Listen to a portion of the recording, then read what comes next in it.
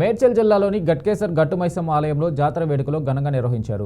దేవాదాయ శాఖ ఆధ్వర్యంలో విద్యుత్ దీపాలతో అలంకరించినట్లు ఆలయ నిర్వాహకులు తెలిపారు. దర్శనం కోసం వచ్చే భక్తులకు ఇబ్బంది కలగకుండా చలువు పందిళ్లు చేయించామన్నారు. జాతర రోజున అసలైన గట్టుమైసమ్మ రంగం కార్యక్రమానికి ఎలాంటి ఆటంకాలు జరగకుండా బారికేడ్లు ఏర్పాటు చేశామని నిర్వాహకులు చెప్పారు. అందరికీ అమ్మవారి ఆశీస్సులు ఉండాలని కోరుకుంటూ రేపు మీకు అందరికీ తెలిసిన విషయమే గట్టుమైసమ్మ వారి జాతర కార్యక్రమం ఉంది. రేపు మార్నింగ్ ఎర్లీ మార్నింగ్ 4 o'clock నుంచి స్టార్ట్ అవుతుంది. ఇది తర్వాత అప్ టు మధ్యాహ్నం 12 ఆ ప్రాంతంలో మనకు రంగం కార్యక్రమం కూడా ఉంటుంది. ఇక్కడ భవిష్యవాణి కూడా చెప్తారు ఇక్కడ అమ్మవారిది. తర్వాత భక్తులంతా మనము గుట్టపైకి వెళ్ళేసేసి వాళ్ళు బోనాలు సమర్పించుకొని అమ్మవారికి తర్వాత దర్శనాలు కూడా చేసుకుంటారు. తర్వాత ఇక్కడ మిగతా